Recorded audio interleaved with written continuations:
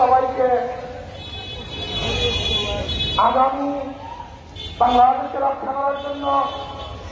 এই দেশকে হেফাজত করার জন্য, এই দেশের ইজ্জত আবরুকে রক্ষা করার জন্য, এদেশের মানবতাকে সমর্থিত করার জন্য আল্লাহ আমাকে এবং আমাদের সবাইকে কাঁধে কাঁধ মিলিয়ে কাজ করার তৌফিক দান করেন এবং যখন যে সময় যে কর্মসূচি দেওয়া হবে আমরা ইনশাআল্লাহ সর্বোচ্চ ত্যাগ করে সেই কর্মসূচি বাস্তবায়ন করার চেষ্টা করব।